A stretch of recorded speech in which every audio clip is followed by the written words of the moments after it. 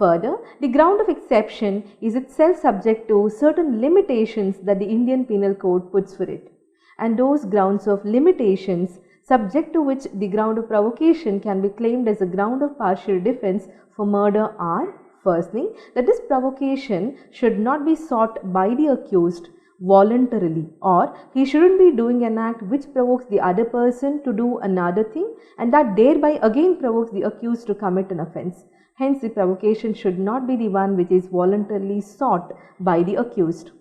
Secondly, the provocation must not be given by anything done in obedience of the law or by a public servant who is lawfully exercising his power while discharging his duty as a public servant. Hence, this ground of exception is not available against a public servant or the one who is assisting a public servant while discharging his duty. Thirdly, that this provocation should not be given by anything done in the lawful exercise of right of self-defense. In fact, considering all these grounds makes it clear that any act done deliberately against a person or deliberately against a public servant or against a person who is exercising his right to self-defense would not qualify to be this ground of exemption. Thus, any act done under revenge can also not qualify to be a ground of provocation for the simple reason that acts done under revenge indicates premeditated plan of action, thereby indicating no loss of self-control or no loss of application of mind in a scenario.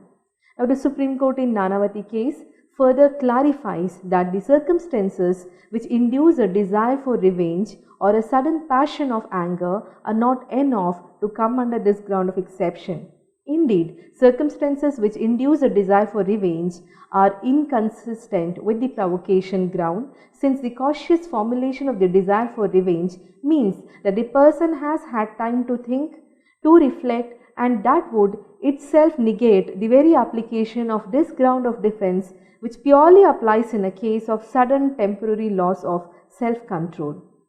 Provocation, therefore, refers to a scenario where a person is unable to think because of the provocation under which he is acting, because of the loss of thinking ability that he is suffering for that particular moment, temporarily at least. Provocation need not necessarily be confined to physical or verbal attack. It can also be something that depends upon the scenario that is built in surrounding the accused. Therefore, if the victim is creating a situation by not saying anything or by not doing anything, yet has created a situation that can provoke the accused to commit the offense, that can still come under this defense of provocation for the offense of murder. That is also clarified by the Supreme Court in KM Nanavati case. Now, that being the first ground of exception, let's move on to the second ground of exception available to the offense of murder. Now, the second ground of exception says that culpable homicide is not murder if the offender, in the exercise of his good faith of the right of private defense of person or property, exceeds the power given to him by law and causes the death of the person against whom he is exercising such right of defense without premeditation and without any intention of doing more harm than is necessary for the purpose of such defense. Now, the Indian Penal Code makes ground of self-defense on the whole as a ground of complete exemption from liability. That is, a complete ground of defense is something that chapter 3 of the IPC provides for, provided certain conditions that this chapter puts in is fulfilled by the accused. That is, if the accused is acting in good faith while exercising his right of private defense and doesn't cross the limitations that the law provides for, he comes under the complete ground of exemption and his offense will not be treated as an offense. But there might be certain situations wherein an accused might cross those legal limitations, yet because he is acting while exercising his right of private defense and he is doing so in good faith without any mala fide exercise of his right of private defense, he would fall under this partial ground of exemption. Thus, this second ground of exemption to murder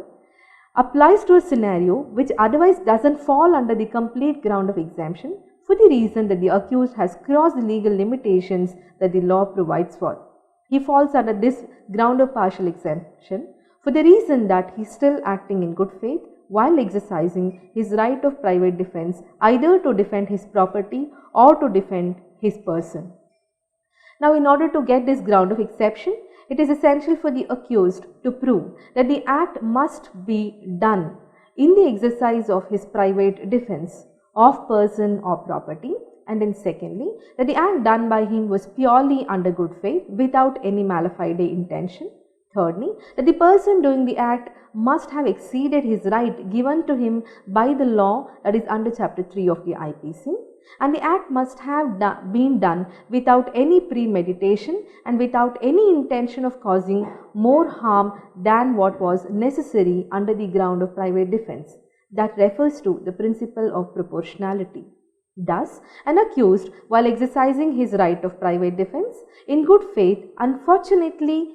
crosses the legal limits imposed by the law of self-defense, that which is covered under the chapter on general exceptions, but falls under this scope of this ground of exception available to section 300. He gets this ground of partial defense instead of the complete defense from criminal liability, thereby making his offence an offence of culpable homicide and not that of murder. Coming to the third ground of exception to section 300. Now, this is a case wherein culpable homicide will not become murder if the offender, who is a public servant or is the one who is aiding the public servant while acting for the advancement of public justice, exceeds the power given to him by the law and causes the death of that victim by doing an act which he in good faith believes to be lawful and necessary for the due discharge of his duty as a public servant and without any ill will towards the person whose death is caused. Certain conditions that needs to be fulfilled by this ground are similar to the second ground of exemption to the offence of murder. That is, the accused should be acting completely with a bona fide intention without misusing the situation, and he is the one who is either a public servant or the one who is assisting a public servant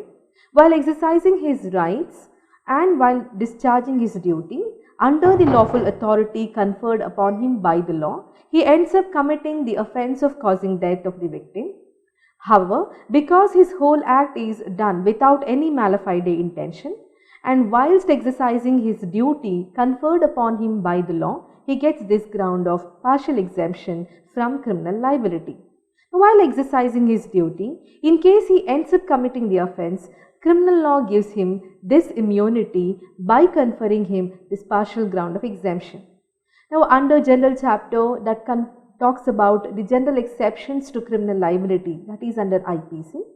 any offence committed by a public servant under mistake of fact but with good faith and also within the legal limitations makes it an offence of complete exemption from criminal liability.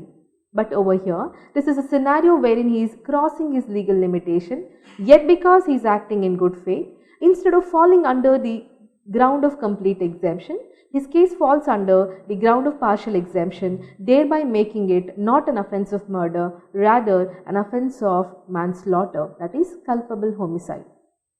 Sometimes it is so that the accused, while exercising good faith, crosses the legal limitations that is conferred upon him by law, but because he has been acting in good faith, he gets this ground of exemption. This ground of exemption, however, can only be claimed by a public servant or a person who is assisting public servant while discharging his duty in advancement of public justice.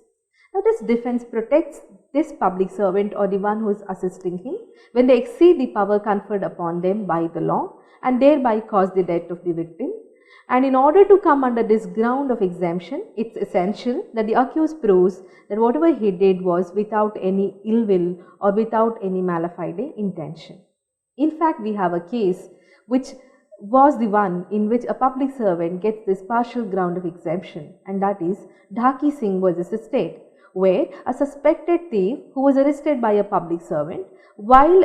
was trying to escape from jumping down from a train from its offside was shot by this constable who had apprehended him. Now, the only reason why he shoots at the victim was that he felt that he would otherwise lose the custody of that particular person. Now, the court over here sees this as a case of exceeding the legal authority that the law confers upon the public servant, but because he had no mala fide intention and committed the offence of murder only while exercising his legal duty, makes it an offence of culpable homicide not amounting to murder.